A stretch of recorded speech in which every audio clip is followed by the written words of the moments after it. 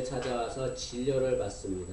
의사가 환자에게 우울증을 치료할 여러 가지 처방을 알려줍니다.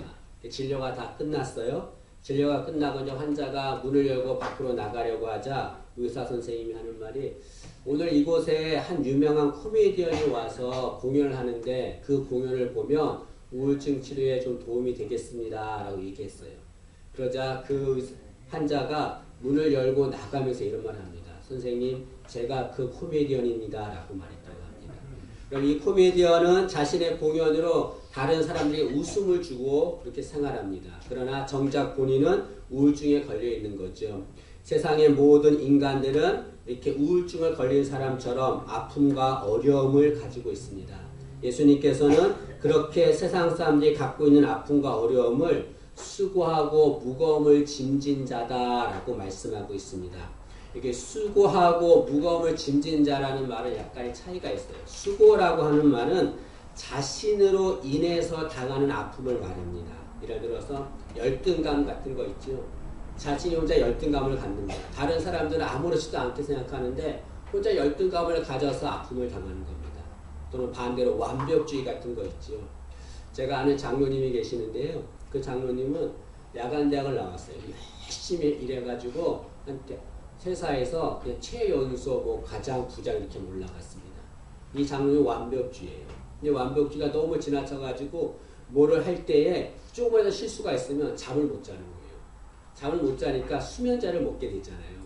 그때부터 지금까지 계속 수면제 없이는 잠을 못 잔다고 합니다. 자신으로 인해서 아픔을 당하는 거예요. 이게 수고입니다. 무거운 짐이라고 하는 것은 타인에 의해서 아픔을 당하는 걸 말합니다. 타인이 내게 무거운 짐을 지우는 겁니다. 예를 들어서 뭐 핍박을 받는다거나 뭐 차별, 왕따 같은 걸 당한다는 거. 또 요즘에는 미투 운동이 있잖아요. 힘없는 연약한 여성이 성폭행, 성추행을 당하는 거. 이런 것들 타인에 의해서 아픔을 당하는 것도 무거운 짐입니다. 그런데 여러분, 이 수고하고 무거운 짐은 누가 당합니까? 나이 많은 사람만 이걸 당합니까? 아니죠. 나이하고 상관이 없습니다. 학력하고도 상관도 없고 지위하고도 상관없습니다. 모든 사람들이 다 수고하고 무거운 짐을 가지고 있습니다. 어떤 사람이 이렇게 말합니다. 왜 하나님은 우리에게 수고하고 무거운 짐을 주시는가? 라고 하나님은 원망하고 불평한 사람이 있습니다. 그러나 여러분, 인간이 수고하고 무거움을 짐을 지는 것은 하나님 때문에 그렇게 되는 것이 아니에요. 인간 스스로가 자처한 것입니다. 인간이 수고하고 무거움을 짐을 진 것은 인간이 지은 죄 때문에 그렇습니다. 여러분, 성경에서 수고라고 하는 단어가 처음 나온 것이 있습니다. 창세기입니다. 창세기 3장에 보면 하나님께서 아담과 하와한테 너희 선악과를 먹지 말라. 먹으면 반드시 죽을 것이다 라고 말씀했어요. 이들은 하나님의 명령에 따라서 선악과를 먹지 말았어야 했습니다. 그런데 선악과를 먹었어요. 선악과를 먹자 하나님이 아담과 하와에게 심판하십니다. 그 심판의 내용이 뭐냐면 하와에게 이렇게 심판합니다. 창세기 3장 16절에 또 여자에게 이르시되 내가 내게 임신하는 고통을 크게 더하리니 내가 수고하고 자식을 낳을 것이며, 수고하게 됐지요. 아담에게는 어떻게 심판하십니까? 창세기 3장 17절에 아담에게 이르시되 내가 내 아내의 말을 듣고 내가 내게 먹지 말라 한 나무의 열매를 먹었은즉 땅은 너로 말미암아 저주를 받고 너는 평생에 수고하여야 그 소산을 먹으리라. 인간이 수고하고 무거움을 지는 짐을 지게 된 것은 하나님 탓이 아니에요. 인간들이 죄를 범했기 때문에 그렇습니다. 우리는 여기에서 죄의 무서움을 알아야 합니다. 여러분, 죄를 지을 때는 그 순간이 좋지요. 그 순간이 행복하고 기쁩니다. 그러나 나중에는 그 죄가 우리에게 수고하고 무거운 짐을 지게 하는 거지요.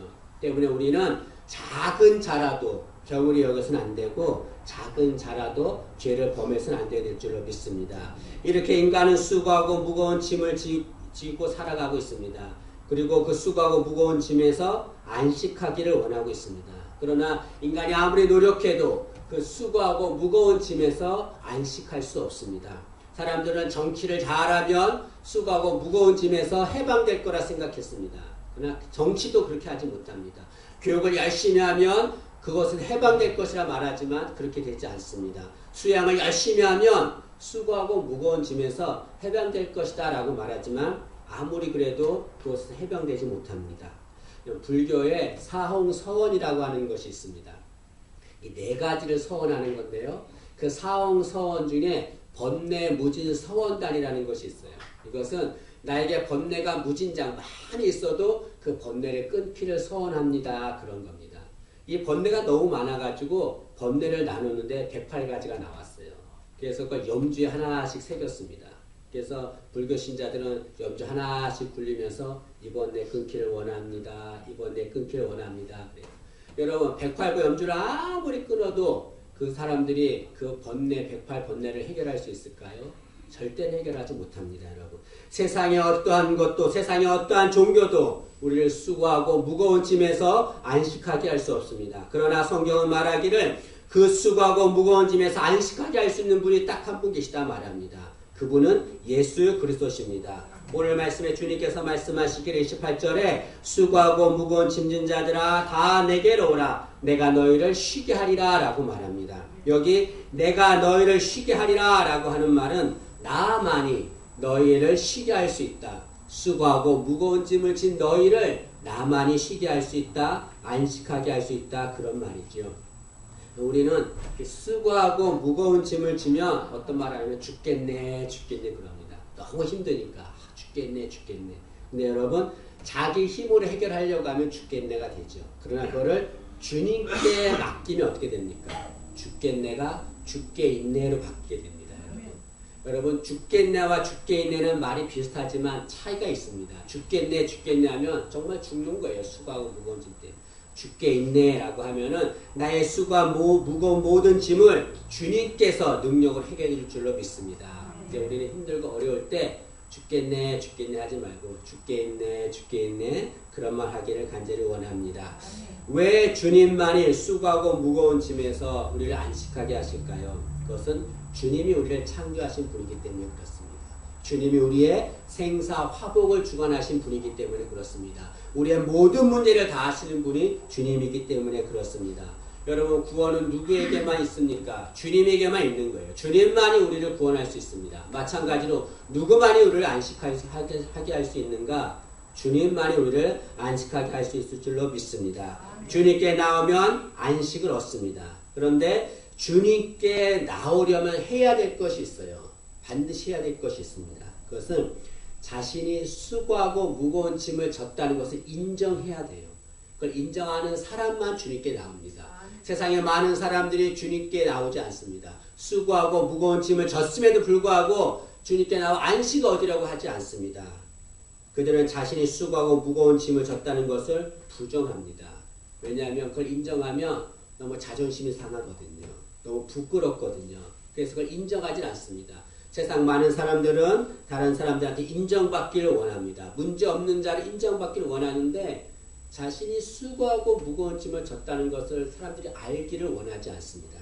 그러나 여러분 주님께 나와서 안식을 얻으려면 자신이 수고하고 무거움을 졌다는 것을 인정해야 됩니다. 주님께는 부끄러울 것이 아무것도 없습니다. 주님은 우리가 수고하고 무거운 짐을 졌다는 것을 다 알고 있습니다. 내가 어떤 수고와 어떤 무거움을 지고 있는지 주님은 다 아십니다. 부끄러워하지 말고 내 모습 그대로 주님께 나오면 주님께서 기쁜 마음으로 우리를 품어주시고 안식을 줄 줄로 믿습니다. 그럼 누가복음 15장에 보면 탕자의 비유가 있어요. 아버지 앞에 두 아들이 있었는데 둘째 아들이 아버지 앞에 아버지가 죽을 때 줄 유산을 저한테 미리 주세요 라고 그랬어요. 그 재산을 가지고서 먼 곳으로 갑니다. 성경은 허랑방탕했다라고 말해요. 그 돈을 막 쓴 거죠. 그리고 나중에 궁핍하게 되었다라고 말합니다. 여기 궁핍하게 됐다는 말은 수고하고 무거운 짐을 졌다는 걸 말하죠. 이렇게 궁핍하게 된 아들이 아버지께로 가기로 합니다. 내가 아버지 집에 가서 노예로 살자. 거기 가면 굶어 죽지는 않을 것이니까 거기서 노예로 살자. 아버지에게 가기로 결심합니다. 근데 아들이 아버지에게 가는데 어떤 모습으로 갑니까? 허랑방탕해서 돈 다 탕진하고 아무것도 없는 빈털터리 모습, 처량하고 나약한 모습으로 가는 거죠. 부끄러운 모습 아닙니까? 그러나 그 모습으로 아버지 앞에 가는데 아버지 집에 갈 때에 아버지가 아들이 오는 것을 먼저 발견합니다. 그리고 아버지가 아들에게 달려가서 그를 끌어안고 입을 맞추지요. 여러분, 아버지가 아들이 온 것을 먼저 발견한 것은 왜 그렇습니까? 아버지는 아들이 나간 날부터 그 아들을 기다리고 있었던 거죠. 기다리면서 아버지는 아들을 향해서 이렇게 말했을 겁니다. 아들아, 돌아오라, 돌아오라. 어떤 모습이든지 내게만 돌아오라. 내가 다시 안식을 주겠다. 그런 마음으로 아버지는 아들을 기다렸겠죠. 어떤 자는 말하기를 아들이 노예로 오기를 원했는데 그 다시 아들로 회복된 것은 아들이 너무 염치 없는 것 아닌가라고 말하지만, 그러나 여러분, 아들이 만약에 노예로 살면 그 아버지의 마음을 더 아프게 하는 거지요. 아들은 아버지의 마음을 알았습니다. 그래서 염치가 없음에도 불구하고 그 아들은 다시 아들로 회복되는 거죠. 안식을 누리게 됐습니다. 여기서 말하는 비유가 말하는 것은 무엇입니까? 우리가 어떠한 수고하고 무거운 짐을 지고 있다 하더라도 그 모습 그대로 자신의 모습을 인정하고 주님께 돌아오면 주님은 기쁨으로 우리를 맞아주시고 안식을 준다는 거죠. 여러분, 어떠한 모습이 있더라도 주님께는 부끄러울 것 전혀 없습니다. 아무리 어떠한 죄를 지었다 할지라도 주님께 나오세요. 주님께서 우리에게 안식을 줄 줄로 믿습니다. 그런데 주님께서 나에게 오면 내가 안식을 주겠다 말씀하시면서 나에게 오면 해야 될 것이 있다라고 말해요. 두 가지를 말하는데, 첫째로는 주님의 멍에를 메라라고 말합니다. 오늘 말씀에 보면 29절에 나는 마음이 온유하고 겸손하니 나의 멍에를 메고라는 말합니다. 혹자는 이 말씀을 읽고서 아니, 나는 멍에 때문에 힘들고 고통스러운데 다시 주님의 멍에를 메라니 나한테 주님께서 더 수고하고 무거운 짐을 주는 거 아닌가라고 말하는 사람이 있습니다. 그것은 오해죠, 여러분. 주님이 여기 자신의 나의 멍에를 메라라고 하는 것은 주님께서 우리와 멍에를 같이 매겠다는 걸 말합니다. 유대에서는 그 소에게 멍에를 맬 때 소 한 마리에게 멍에를 매지 않습니다. 두 마리 소에게 같이 멍에를 매요. 같이 멍에를 매면 그 소 중에 힘센 소가 있어요. 힘센 소가 앞으로 딱 나갑니다. 그러면 연약한 소는 따라만 가면 되는 거예요. 그리고 겉으로 보기에는 그 소 두 마리가 같이 멍에를 매는 것 같지만 실제로는 누가 혼자 멍에를 매는 겁니까? 힘센 소가 혼자 멍에를 매는 겁니다. 연약하고 나약한 소는 따라만 가면 되는 겁니다. 주님께서 나의 멍에를 메라라고 하는 것은 내가 너와 함께 멍에를 메겠다. 그리고 내가 앞서 갈 테니까 너는 나를 따라오면 된다. 그런 말이죠. 많은 사람들이 멍에 때문에 힘들어합니다. 그 이유는 자신의 멍에를 메기 때문에 그렇습니다. 우리는 누구의 멍에를 메야 합니까? 주님의 멍에를 메야 되죠. 자신의 멍에를 메고 자신의 힘으로 자신의 능력으로 그걸 해결하라고 하면 절대로 안식을 누릴 수 없어요. 그러나 나의 멍에를 벗고 주님의 멍에를 같이 메면 주님께서 나와 함께 하심으로 내 멍에가 무겁지 않게 하십니다. 그래서 30절에 주님 말씀하시기를 이는 내 멍에는 쉽고 내 짐은 가벼움이라 라고 말합니다. 주님과 함께 멍에를 메면 절대로 무겁지 않습니다. 쉽고 가볍다라고 말합니다. 근데 여기 아까 얘기했듯이 주님의 멍에를 메야 되는데 주님의 멍에를 메기 위해서 우리가 해야 될 것이 있습니다. 그것은 자신의 멍에를 벗어야 되는 거죠, 여러분. 내 멍에를 벗지 않으면 주님의 멍에를 절대로 맬 수가 없습니다. 주님께 나왔음에도 불구하고 자신의 멍에를 매는 자들이 있습니다. 어리석은 자라고 할 수 있습니다. 한 선교사가 시골 비탈길을 차를 몰고 갔어요. 갔는데 저쪽에서 할머니 한 분이 머리에 이 진보다리를 막 낑낑 매면서 걸어가고 있는 거예요. 너무 안쓰러워서 할머니 여기 타세요. 그래서 차에 태웠습니다. 근데 할머니가 차에 탔는데도 불구하고 진보다리 머리에 낑낑 매면서 있는 거예요. 선교사님이 왜 그러세요? 그랬더니 차 태워주는 것도 고마운데 진보다리까지 내려서야 되겠습니까? 라고 말했다고 합니다. 그 할머니가 참 어리석지요. 우리의 모습은 어떻습니까? 주님과 함께 하면서도 나의 멍에를 내려놓지 않는 거예요. 이 멍에 내려면 죽을 거로 생각하는 거예요. 이 멍에를 내려놔야 돼요. 이거 나의 멍에를 내려놔야 주님의 멍에를 맬 수가 있고 주님의 멍에를 매면 우리는 쉽게 그 멍에를 맬 수 있다라고 말할 수 있습니다. 여러분, 주님과 함께 멍에를 매야 합니다. 그래야 우리의 멍에가 쉽게 됩니다. 근데 여기서 우리가 오해하지 말아야 될 것이 있어요. 그것은 주님과 같이 멍에를 매면 쉽다라는 이 말이 마치 멍에가 없어진다는 말로 오해해서는 안 됩니다. 멍에는 있는 거예요. 주님과 함께 해도 멍에를 매도 멍에는 있는 겁니다. 단지 그 멍에가 쉬울 뿐입니다. 여기 쉽다라고 하는 것은 견딜 수 있게 된다는 걸 말하는 거죠. 내 힘과 내 능력으로 나의 멍에를 견딜 수가 없어요. 너무나 무거워서 힘들어 살 수가 없어요.